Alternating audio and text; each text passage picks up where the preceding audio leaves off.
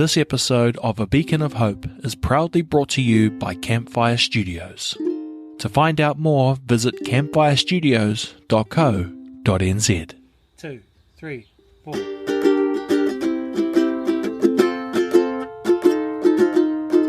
A Beacon of Hope is a weekly podcast that shines a light on the human spirit and explores the power of hope in our lives. Join me, Will Fleming, as I talk to people from all walks of life about where they find hope and how they use it to navigate life's challenges. Be good, be safe, and be happy. Okay, team, I'm just rushing to get this podcast ready before dinner, so let me stick to the notes because I want to get you to the podcast, but I'm trying to get it ready. I've been sick, so I've got that Morgan Freeman bass in my voice. Stick to the script, please, Will. Dr. Paul Wood is a renowned motivational speaker, author, and doctor of psychology who has overcome extraordinary challenges to become a beacon of hope for those seeking redemption and resilience.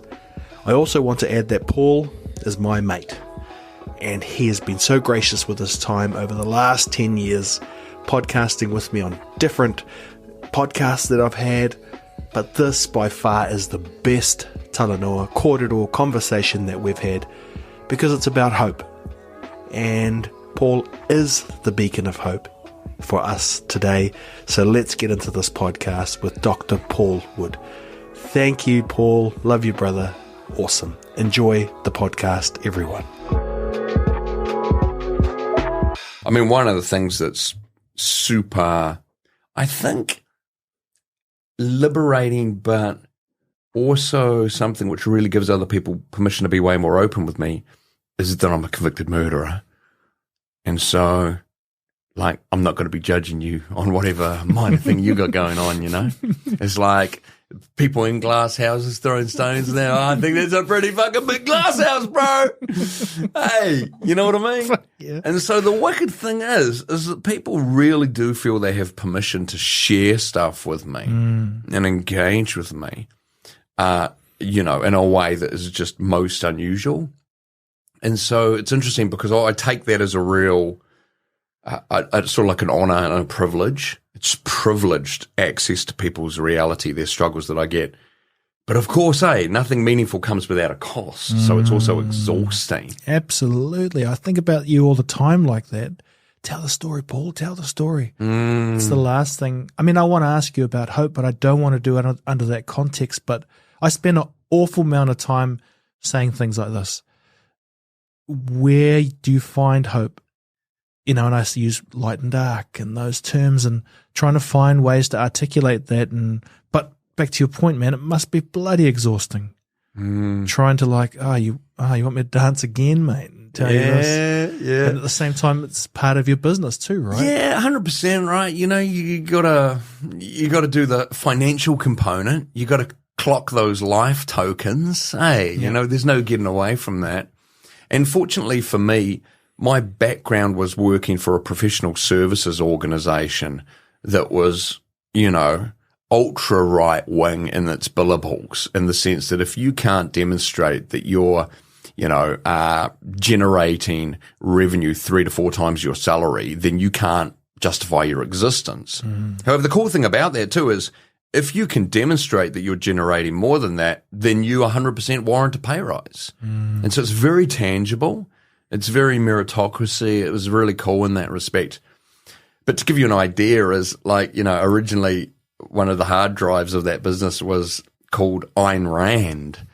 And I don't know how well you know your, like, capitalist ideology, but Ayn Rand is basically the woman who was the guru and mentor for Alan Greenspan, who became, you know, governor of the Reserve Bank in the US and all of that sort of stuff, like ultra libertarian, ultra capitalist ideology. So the cool thing about that is that lens, even though that's not my lens politically, in most areas, I'm more sort of like a policy person rather than a committed to one way or one party. But the cool thing about it is it built my sense of value on my time and on myself which normally if you're a more people-focused person, often you don't do that. You know, you feel whakama, you feel embarrassed, you feel shy about actually charging for stuff, and stuff feels big when you're charging as an individual, whereas when you work in an organisation and you go, okay, well, this is what this is worth in terms of market value, it gives you a really different lens on that stuff, I think. Interesting. And also when you're talking, I'm thinking you have to spend an awful amount of time dipping in between the individual, the collective, and at some levels you represent both. Right? You were talking about visiting the prisons this morning. Yeah. You have to somewhat soak up everything all at once. And I don't know. It's no wonder you're a doctor in psychology. You know, you try and understand the damn mind. Oh, bro, I'm just trying to work my way out of my own fucked upness. That's all I'm doing. That's, the only people who study psychology are trying to address their own issues or haven't got enough self-awareness to know that's what they're doing yet. I mean, joke-ish on that one. Ish. Yeah. Right? But I love that old Alain de Botton, he was like, he's a really brilliant thinker in philosophy. And one of the things that really gives you hope in terms of relationships is some of the work he's done there. Just to link back to hope, we experience struggle in our own relationships, and then we go to dinner with another couple or see a couple on Instagram. We go, oh, it's just us. Everyone else is so much happier. Whereas one of the things he talks about is some of the research they've done where, for example, they surveyed people in long-term relationships, and they found that if you are thinking to yourself, twice a week, why am I with this person? Then you're in a normal relationship. That's normal, bro. The struggle is real for everyone. It's difficult. It's challenging. But another thing he talked about that I love is that instead of going on like first dates with people where you present this completely illusory, unrealistic version of yourself in the best light, it would be more useful to people actually long term, as if when they first caught up, they went, okay, these are the ways in which I'm fucked up. Now you tell me the ways in which you're fucked up.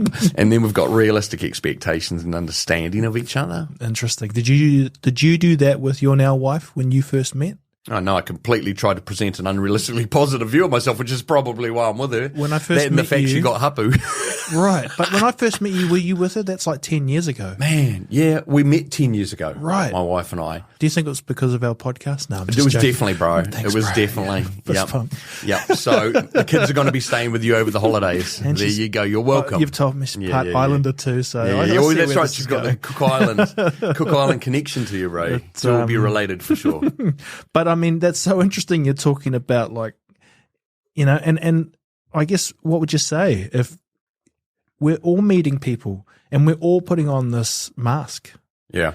And I don't know, what is it right to kind of go in there and say like, hey man, these are the true bits of me? I feel like that would spook most people off. Oh, definitely. But I suppose Alain de Botton's idea was that if that was the normal, it would be healthier long term. There'd be less disappointment, right? When you start to see the reality, the humanity of each other. Yeah. And so there'd be less struggle there. But, I suppose it's interesting for me, like visiting the prison this morning. So probably the most important thing that I do in terms of that area, and for a lot of people, you don't have to be in prison to get this, is, you'll like this, but I'm a beacon of hope. Yeah. And I don't mean that in like a grandiose way at all. What I mean is I provide a point of reference of someone who's come out the other side, who's been accepted back into society. So when I go along to the prison or, my book, the first book, available everywhere on Kindle and Audible and all the rest of it, How to Escape from Prison, most popular book in the prison system.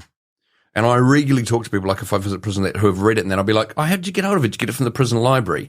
And we donated copies to all the prison libraries when it was first published, myself and HarperCollins, the publisher. And people would just be like, nah, this other guy in the wing had it and just gave it to me. And I think there's heaps of good content in there for everyone. And when I go along and speak like I did today, hey, all good. I'm trying to drop some gold, bro, based on the things I've learned. But the reality is perhaps the most impactful thing I do, the most important thing I do, is provide a reference point as someone else who's come from a dark place and whose background is known and yet is still accepted back into society. And I think in many respects, that's where I had most value, is for people who are in dark places, giving them a sign and an indication that there is a way forward, there is a path back always, because that's what so much hope is about, right? Absolutely. We can call what you're saying hope, right? Yeah. Did you ever think of that when you were kind of, during those dark times? Were you hoping that? What were you hoping for, maybe, is the question. Yeah. Well, this is interesting, eh? There's some interesting elements to this. I mean, I think a useful thing to discuss around this is actually what's called the Stockdale paradox. And I just want to explain this a little bit. This comes from a guy called Vice Admiral Stockdale. He was the most senior member of the US military to become a prisoner of war during Vietnam. And it's really relevant to me because it changed my life reading about him. Because he was a prisoner of war for 8 years. The vast majority of prisoners of war did not survive that long. Particularly, he was in what was called the Hanoi Hilton, regularly experienced torture. The gloves were off over there, bro. I mean, because if you think about it from the Vietnamese perspective, right, when they call it the American War, of course, you've got this invading superpower coming in. Hey, man, gloves are off, when it comes to people coming and invading your country. But the thing about Stockdale is he was able to survive this and come out the other end and really thrive and have a successful life after that. And a big part of it was his faith, his belief, his hope that things would get better and he would get released. However, here's the paradox piece, bro. When he was asked about, why is it that you survived and made it out when so many people died? What he said is that he had hope and belief that things would get better, but he was always willing to embrace the brutal reality of his existence and not have unrealistic hope. Because he said what he would do is he would hope that things would get better and he would never waver in that, hey, look, things will change. It's going to work out. It's going to get better.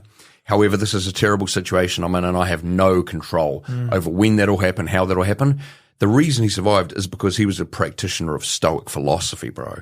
He had studied Stoicism in university prior to becoming a prisoner of war. And man, if you want a good opportunity to test your mettle in terms of Stoic philosophy, that idea that what's of value is, the stuff you can control, and the only stuff you can try and control is what goes on between your ears, right? How you think about the world, how you behave, how you respond to your circumstances. And so he was prepared to embrace the brutal reality of his existence. But he said lots of other people would have this hope where they would go, there'll be a prisoner exchange at Christmas. We'll be out at Christmas. And then Christmas would come. And it'll happen at Easter. And then Easter would come. And then they die of a broken heart, bro. Because of these unmet expectations and the amount of letdown. I mean, it's interesting. If we wanted to talk about the neuroscience of it, right, we'd be talking about like dopamine peaks and all of this sort of stuff. But the reality is what he was able to do is that paradox of have hope, but also fully embrace brutal reality. Yeah. It's like there's a Stoic idea that I love that sort of captures this a little bit for me too. And that's the idea that we're not always in control of our life and our circumstances, right? And in fact, this is how the Stoics describe it. This is sort of like how it's described by Marcus Aurelius, and the Roman philosopher and emperor there. And what he would say is that it's like you're a dog and your leash is tied to a wagon. And you don't get to control where that wagon's going, what speed it's going, or anything else. But you have the choice of either being dragged along or running along the side. Those are your choices. And the hope lies in that ability to improve your situation, right? To choose to run alongside life rather than be dragged along. But a key idea there, and one that was really important to me in my imprisonment, turning my life around too, but also I try to communicate to other people, is that idea that real hope for me isn't about the wagon changing direction. Real hope for me isn't about external factors like those prisoners hoping to get released at Christmas. Real hope for me is that I can reach inside and I can discover insights, ideas, and approaches that will enable me to change myself to more effectively engage with the life I want. So it's very internally focused. It's about me. It's not about, if I just win lotto, or if I just do this. It's always about that, hey, how can I try and work on me in a way that's useful?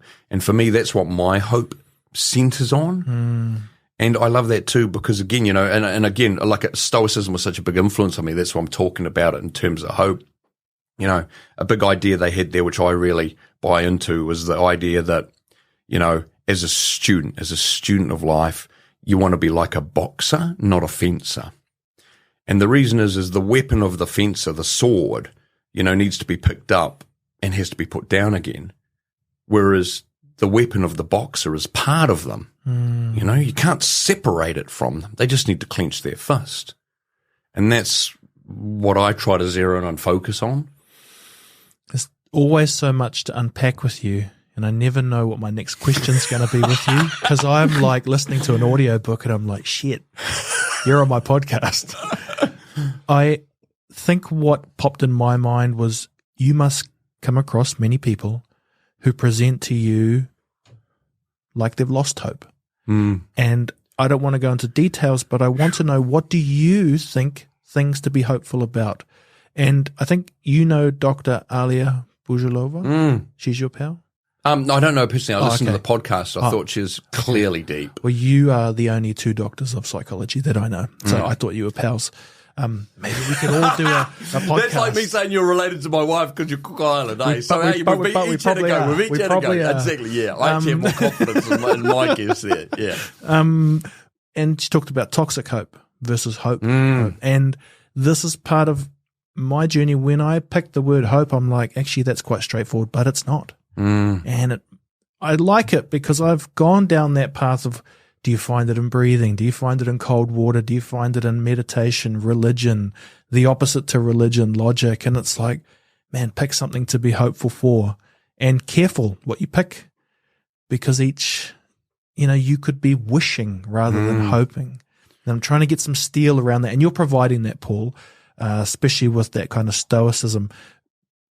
I don't know much about stoicism, but is that where you do things like walk down the road and with no pants on, and handle the jandle when people say, that dude's got no pants on? Can I just say there are different approaches to it, right? And in fact, I would say, like, I mean, a couple of different schools of thought are captured by the two different Roman emperors, Marcus Aurelius. And for anyone who's watched the movie Gladiator, are you not entertained? Marcus Aurelius is like the mentor general emperor who Russell Crowe is fighting for in the Germanic Wars at the beginning, who dies, and Commodus, the bad guy, is his son. And that's real. They were historical people. And the irony is you had Marcus Aurelius, and his school of Stoicism is hardcore, bro.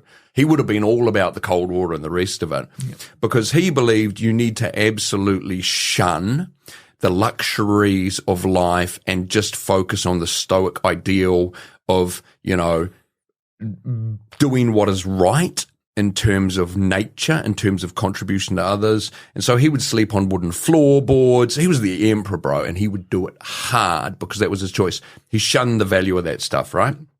So that's one way to do it. But the way I probably more align with is the approach of Seneca. Seneca was another really important Roman senator.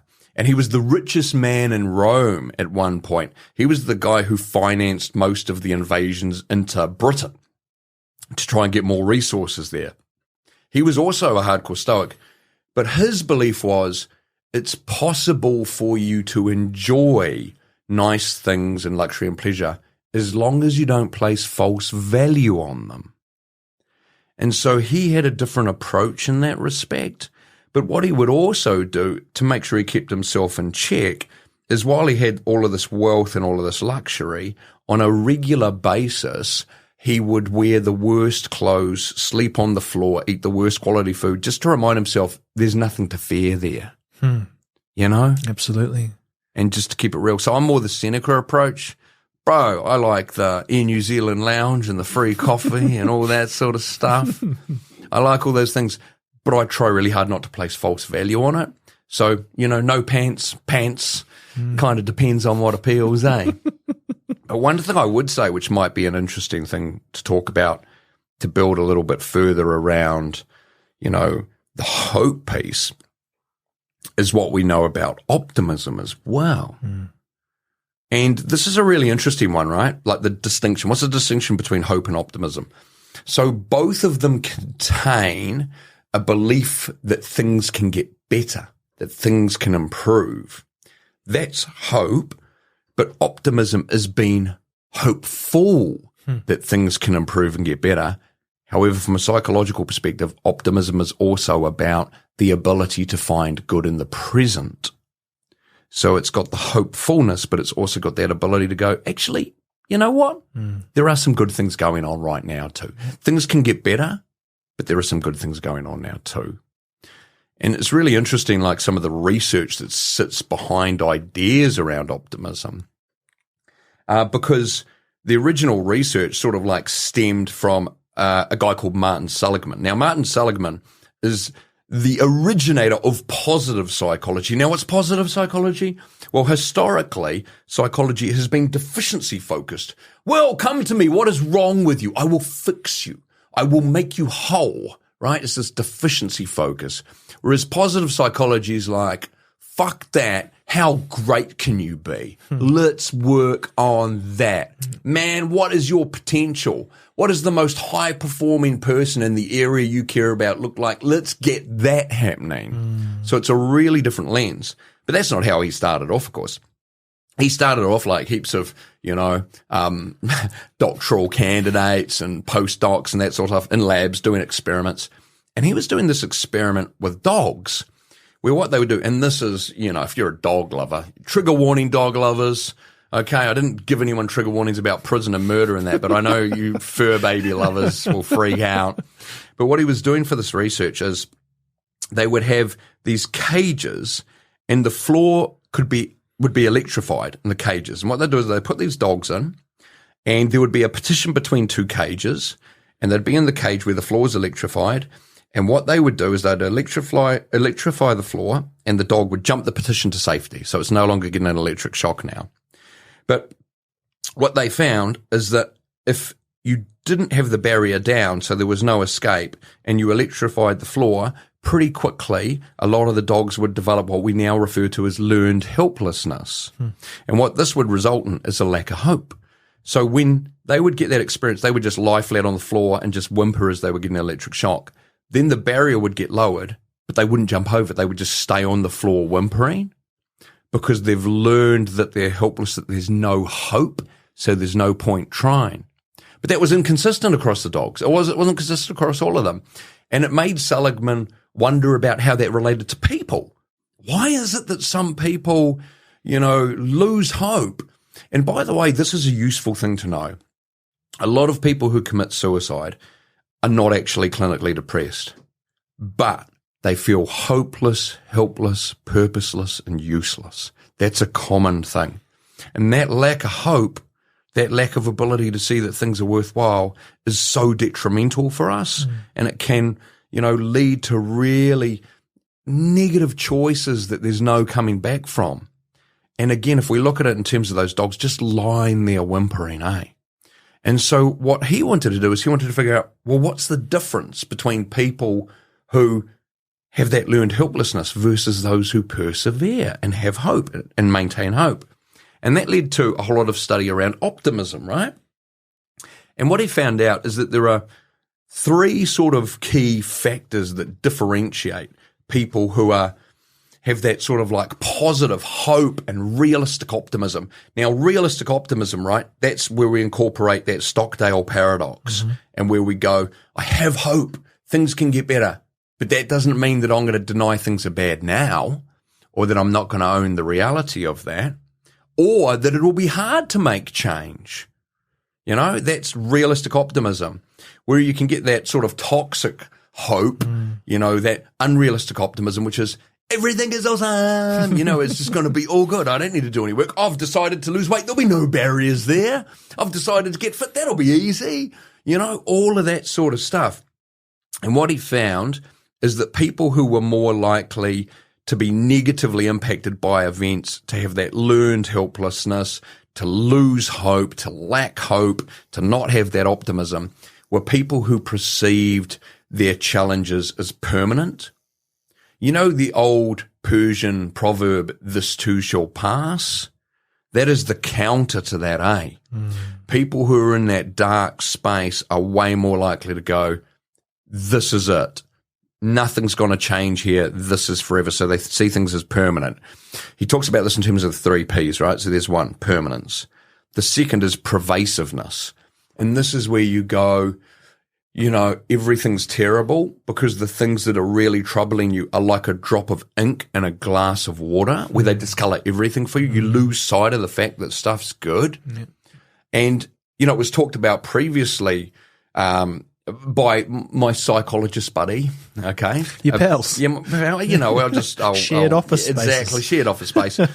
But she was talking about the negative bias people have, right, in terms of their brains, just that tendency to orientate towards the negative. And that can be responsible for this pervasiveness where we just lose sight of the stuff that's actually going, well, okay, there's a restructure at work. Things are going terrible at work. And I lose sight of the fact that, hey, I'm healthy. Hey, I've got a roof over my head. There are other good things going on in my life. And the third P is personalization. And this is where you go, this is about me. This is because of me. This doesn't happen to other people. One of my favorite psychologists said the whole point of adult development is to outgrow your adolescent narcissism. Because, as an adolescent, you got teenagers, bro, you know this. Yep. They operate like they are the center of the universe. Everyone else is a cameo, in their performance. The gravitational pull of the teenage ego is something else, right? And we all have tendencies towards that, which is completely natural because, of course, you center yourself and everything because you only have direct access to your own thoughts, your own emotions, your own perceptions. Everything else requires some kind of guesswork or communication. So, of course, we center ourselves. But as you get older, you realize that's illusory. I feel like I'm the center of the universe, but I know everyone feels like that. I know that's not the case. Whereas teenagers, man, they don't know that, eh? That is their reality. So anyway, that's the third one. It's where people go, everyone else is having an easier time. So it's just me who's struggling now. Look at all the happy smiling faces. I'm the only one who's miserable. And it's because, I'm not good enough in some way. I'm a bad person in some way. It's about me and because of me.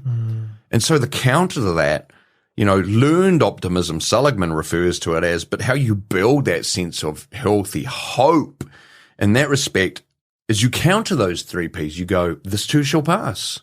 Nothing's permanent.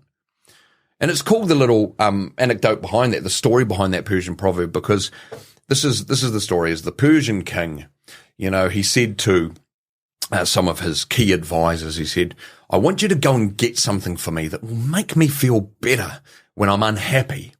And so they searched far and wide. They looked at all these good quality cloaks and experiences and all of these different things.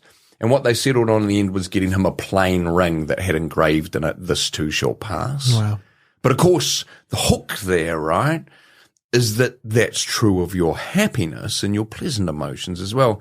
Nothing's permanent. Man, we've been going deep already on the philosophy for today, so let's keep going in that way, right?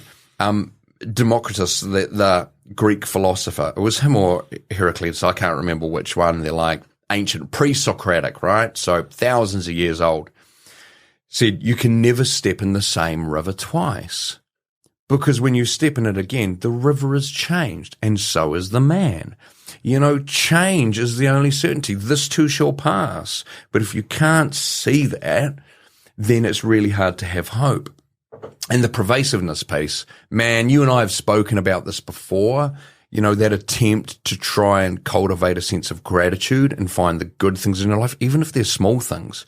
And as I told you, when I was in prison, what I loved reading about was way worse prisons. Really? Yeah, man, because it gave me a sense of perspective. When I thought I was having a hard time in maximum security getting attacked by gang members with weight bars and stuff like that, it was really good to read about, Russian prisons. It was really good to read about Indian prisons where if your family won't pay for your food, you're not eating, man. Stuff like that. Because then I could go, as bad as this is, shit could be worse. And so that's that pervasiveness, and that's a real skill, and it's something you often have to be deliberate and diligent about going, hey, where are those rays of sunshine? Where are things good? Where can you go to learn those, Paul? Or can Right you write here, bro. but Listen can you to the hope, the beacon of hope. Well, you need to write a book about this, because it's like, how do you do that? And I mean when the wheels fall off, because I think a lot of people aren't in those intense enough situations, so we become the dog on the floor. Where where you're in that situation, you're like, well, it's like A or B, and I'll choose B. Yeah. It's interesting, eh? It's funny you mention that, because of course my second book, another bestseller, Mental Fitness, available everywhere like the first one, How to Escape from Prison. I talk about some of the cool stuff in there, like the mental skills used in the special forces, to help you cope under pressure, when that floor is electrified and the rest of it. And hey, shout out to the New Zealand Defence Force in respect of the generosity that was shown to me there in terms of trying to, provide me with information that I could then pass on to the New Zealand public. Because the Special Forces community, the Defence Force psychologists, and Defence Force more broadly, are people who really care about the New Zealand public. That's what they're about, their service, right? But anyway, you can read about that sort of stuff, and there's some good skills there. But the next book I'm actually writing, I'm in the process of plotting out and putting together now. Please make it a bestseller by buying and a pre-order of that. But anyway, that one there is actually going to be about, hey, what is the path back and the way forward? How can you come back from some of that stuff? Absolutely. Because I think there's real value in that for people. And, I think it's part of that, getting rid of that last P, that personalization. And it's like I was talking about earlier, where I'm lucky that people share heaps of stuff with me, and it gives me insights into just how real the struggle is for so many of us, eh? And it's that ability to go, hey, fellow traveler, we're all on this journey together. It makes me think, actually, like some of the challenges we have with just the tribalism that goes on politically, ideologically at the moment, and the rest of it and that. Whereas one of the things we talk about in psychology is, it's really natural for people to do that, us versus them. But if we really want to flourish as individuals and as a society, we need to be looking for the common humanity in each other, rather than focusing on the petty differences. And particularly because so many of them are really, like, if you sat down with people, the fundamental beliefs are the same, but then you just get these, these nuanced differences on the edges, and those become the focus. It's interesting because, in psychology, and when I work in workplaces, trying to break down silos to make organizations more effective working together, you talk about the difference between common enemy versus common humanity. And common enemy is what you see so much as us versus them. It's like, oh my gosh, I'm going to get my sense of connection and relationship with you at the expense of those others, those baddies. And I'm going to focus on the differences between us. Whereas common humanity is that where I expand the circle and I go, I'm going to look for similarities. I'm going to look for common ground. I'm going to try and find the common humanity between us. And, that's what we want to try and cultivate, right? I mean, who doesn't? Who would sit here and go, no, common enemy is the goal. But the problem is, that takes insight and it takes work. You're not always going to nail it, and you need to be aware of it, right? I also wonder if I read something the other day that an algorithm's job is to make you more predictable. And it freaked me out, because for it to serve or spew up stuff for you, it's got to know what you're going to respond to. So you hear those stories that people kind of get radicalized through the algorithm because it keeps showing you the thing that it thinks you're going to. It's not judging. It's just like, I need to get clicks. Yeah. And I wonder if you said most people will sit here and say, no, we want to find common themes. Maybe some people don't.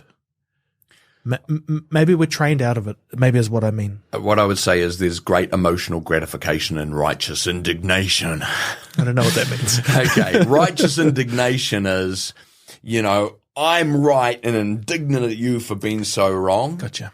And when you feel that way, I'm on the right side of history. Woo, damn. That's heady stuff, eh? Whoa, think about that. Oh, it feels good. Damn, I feel superior. Damn, I feel good. Because, you've got all of these neurotransmitters firing away that just make you feel good and motivated and purposeful. But the reality is you've just let your primitive brain take control there, right? And that's the thing. You know, like I love that idea that if you have intellectual integrity about a position, then you must be prepared to say you would change that position if you received the right evidence to counter your current point of view. And then a good thought experiment is to go, well, what would that evidence need to be to convince me? But man, that requires all that thinking brain, that prefrontal cortex, and that just doesn't feel as good as, woo, being on the right side of history, bro. So, or any idea, like, I'm the cold bath guy, I'm the breathing guy. Yeah. When I stripped it all away, it's like, what do I think I or anyone else couldn't do without? And it's that word. But I don't know if that's true. I'm okay if it's not. I'm also 10 years into my podcasting career and have never gone viral, and think it's partly because I'm too curious about many things. So let's zoom in. Let's keep zooming in. But I genuinely think, what does that hope mean to me? Partly it's not understanding spirituality, religion, the roles those things play, kind of science, where the things fit in. I sit here a lot of the time thinking, I don't know which is right there, but maybe none of them. But am I useful then? Or should you have a point of view? And then, gosh, you got to be brave to have a point of view because it's all online. Yeah, I mean, and this is the thing. You got to have points of view. However, you need to be able to hold those out lightly because you're humble enough and realistic enough to realize you might be wrong. I want you to think about this. Let's think about paradigm changes within science, okay? Here's a good example, right? We were talking about earlier, like teenagers. You're the center of the universe. Think about the Copernican revolution. And this is where there was a transition from thinking that the earth was the center of the universe to realizing that we orbited around the sun, right? That we revolved around the sun. So that's the Copernican revolution. I want you to think about how certain people would have been in their belief that the earth was the center of the universe. Everything they experienced, everything they believed led them to that place.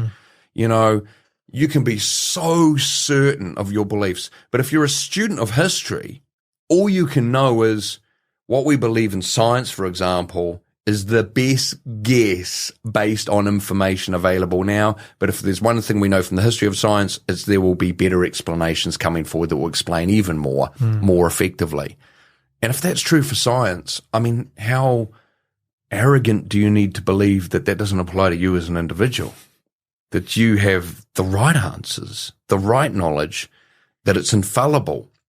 And in fairness, I don't think that necessarily requires arrogance. And by the way, I am definitely someone who has leanings in that way, right? My brothers like to jokingly call me Dr. Right. Everyone loves a know-it-all, and I can definitely be that guy in terms of ego and inclinations. But that's that primitive brain, the same brain that likes to go, yeah, we're good and you're bad in terms of that tribalism. But I have hope for society because I also know from my own experience that I have hope for myself that I can deal with those more primitive impulses to, you know, demonstrate my worth through knowledge and certainty and unwarranted confidence, and to go, hey, I could be completely wrong and need to change my mind about things.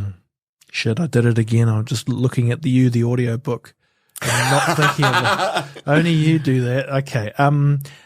This is an interesting chat that we've had because you've dipped a bit deeper into the kind of history of philosophy and science, and you haven't really done that with me before.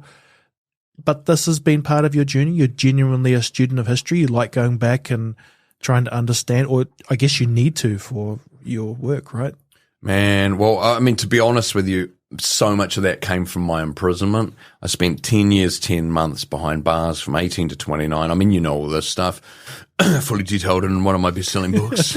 Anyway, the thing about it is that when I did start to change, it was through education. The original word for educate means to lead out of the darkness of your own ignorance. And that's what it would do for me.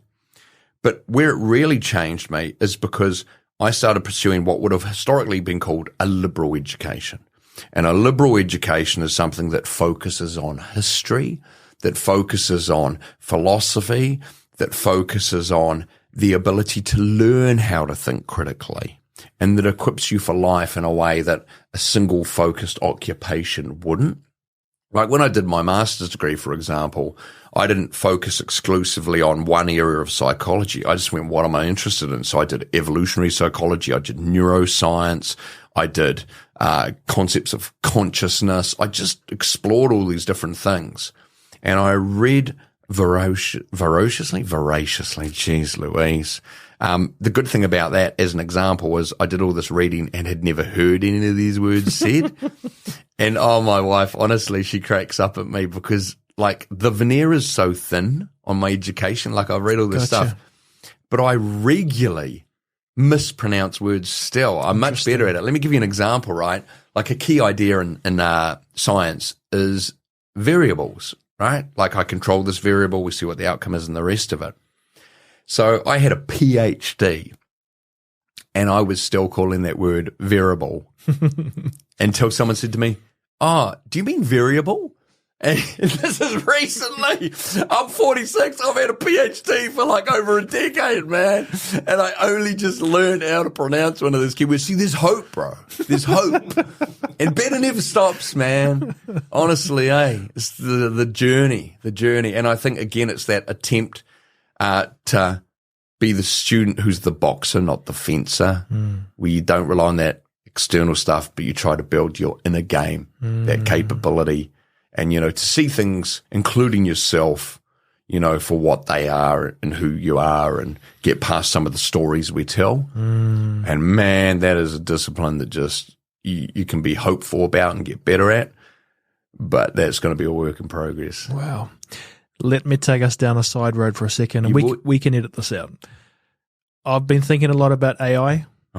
Got any thoughts? I've been Googling who the hell to talk to around here who can talk about if it's a good thing, a bad thing, if it's going to turn us into, these predictable robots that it can seep our soul from. What's your initial thoughts? Got any thoughts? It's tough, eh? Like, this is one where you need to get Sam Harris or someone on here, bro. Like, to be honest, I'm not informed enough to have any solid views or opinions on it. I know there's quite a bit of difference there. And of course, I'm of that generation where I just think Skynet, at what point does it become conscious and decide to ask questions of itself and then go, what are these stupid questions that these people are asking? And, and where we can't understand it. We're like an ant to it. You know what I mean? That kind of gulf in terms of understanding intent and what's going on. But all I know is I'm hopeful because one of my favorite genres is like post-apocalyptic stuff. I love reading books about that, post end of the world, zombie apocalypse stuff and that. And there's always some people who survive, bro. So have hope. No matter what happens, we'll be all good. Maybe let me reframe it. If you're not an expert in AI, is it easier to say you're an expert in humanity, the understanding the human mind, at least more than everyday people, right? So if AI people were coming to you and saying, what should we make sure this thing has? Does it need to, it needs to have what? It needs to have these elements of humanity. Okay, like if you want to strip that back in, and let's use the term expert, like the standard definition of expert is, someone who's done more than 10,000 hours of dedicated practice in an area and specialized in an area. So on that basis, all good. But as anyone who knows me would say, there's a big difference between knowing stuff versus implementing stuff effectively. Yep. Like I know a lot about this, but it doesn't mean I always nail it. That's for sure.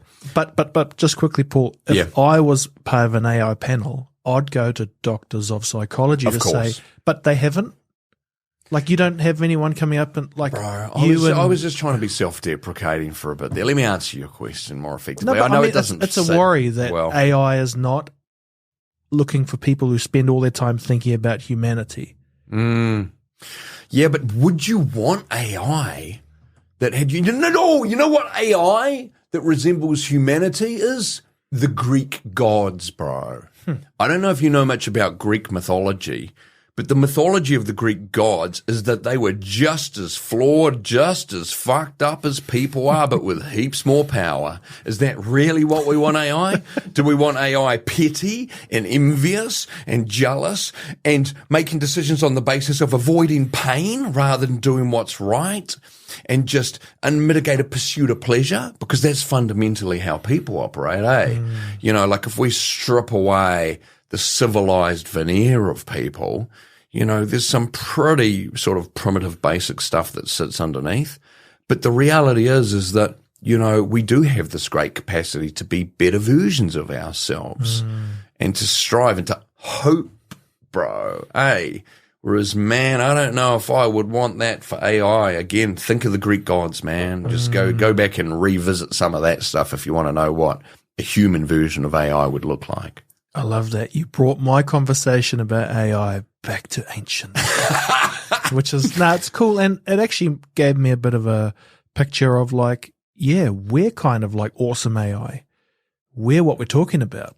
You can program in some simulated hope and then manifest that, or at least aim for that. And, you know, maybe that's part of what people find so interesting about your story is that you did that. And it gives us hope that we can too, you know? Yeah, but I think this is an important one, and I always say this about my story, is that is a story of opportunity and support from other people, you know? But I tell you a big thing around hope there. I've talked about all this, you know, like be the boxer as a student, not the fencer in turn, or all of this sort of stuff.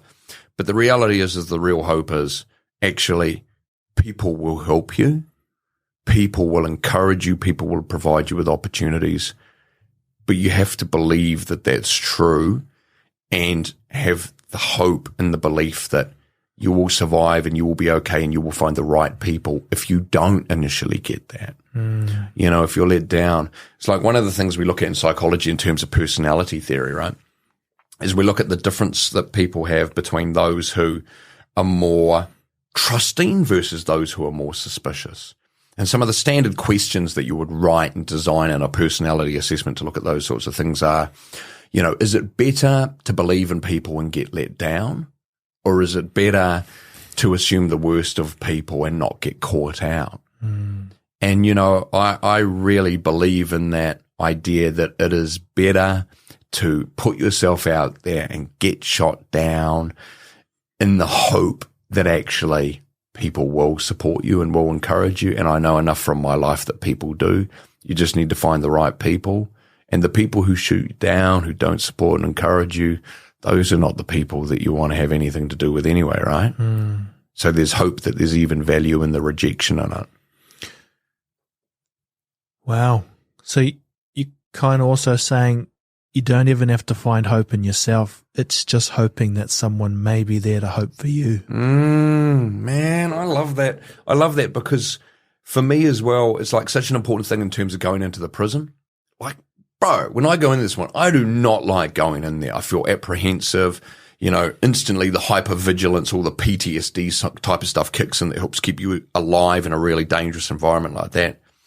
But then I'm talking to this group of men, and the level of hope that I have for them in terms of the potential in that room, like I feel really moved emotionally in terms of how meaningful it is to be just exposed to that in a really hard environment. Some people in there's a number of lifers, you know, like myself, who have done long, long periods of time and have had really unfortunate circumstances, but there's still that hope.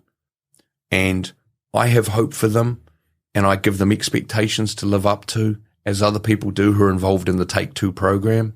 Man, that's what I love about that program, is it's about hope. It's about pathways. It's about giving people a way out and a way forward, right?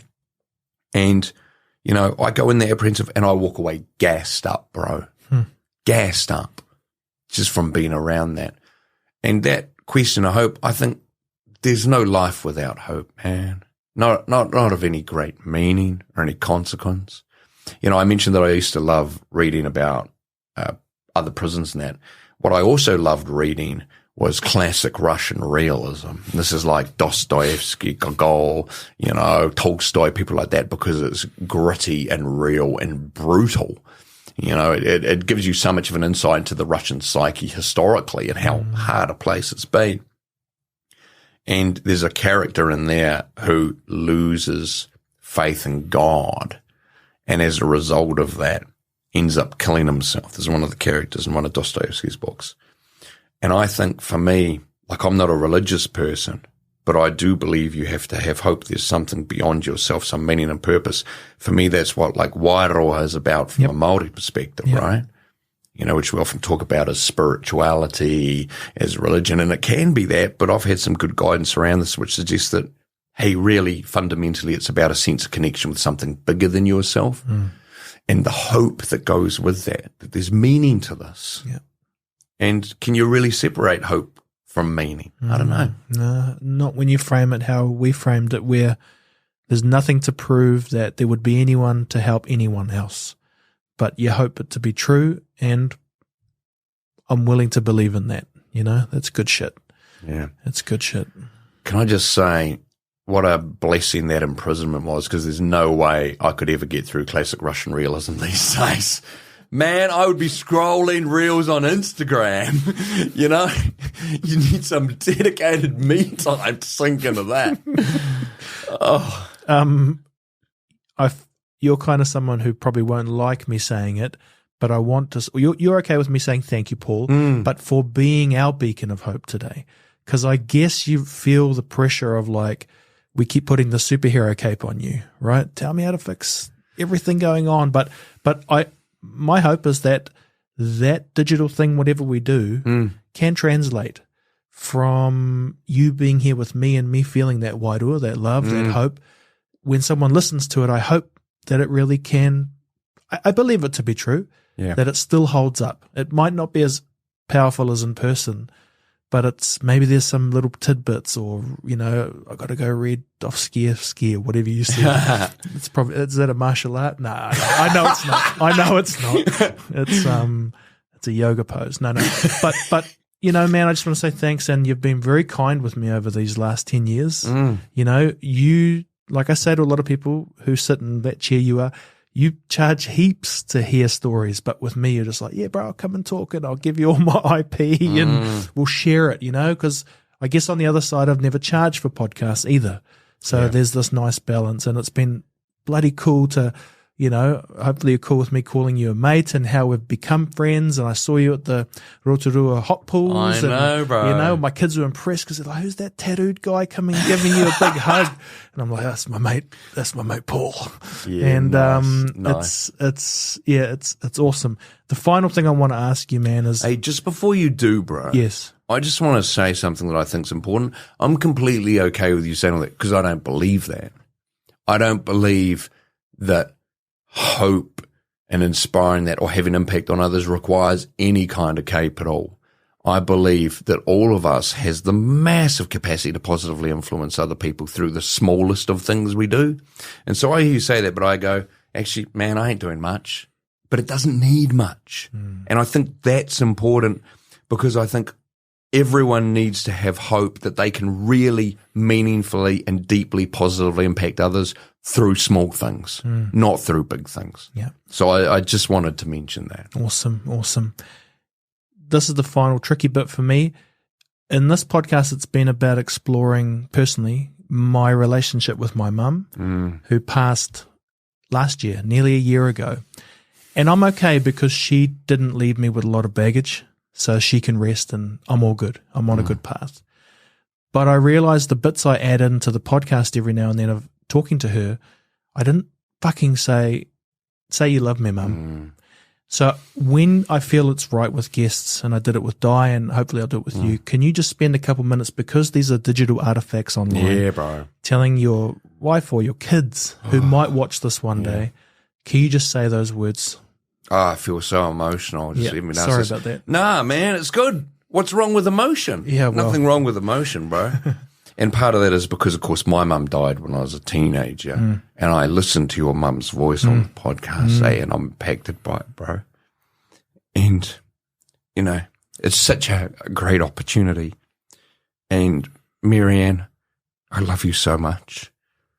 You know, you have changed my life in bigger, more important ways than anyone could ever know.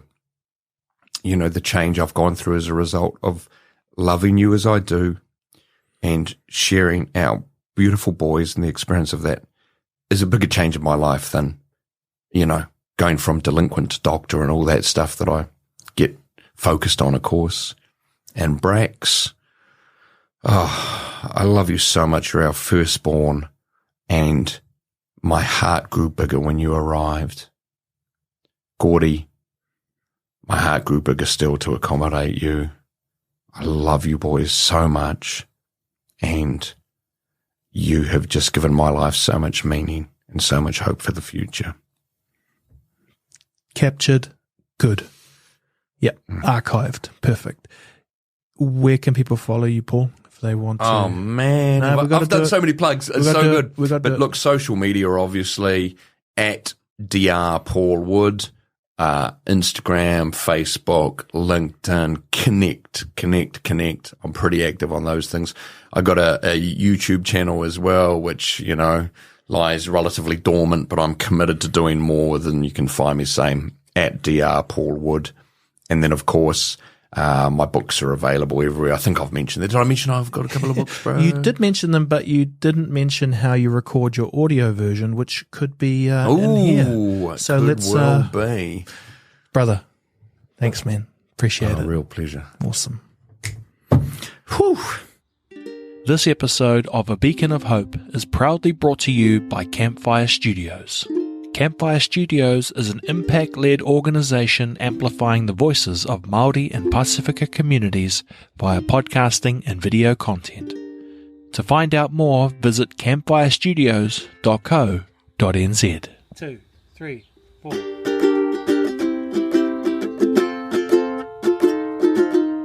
Thank you for tuning in to this frequency of hope in our podcast today.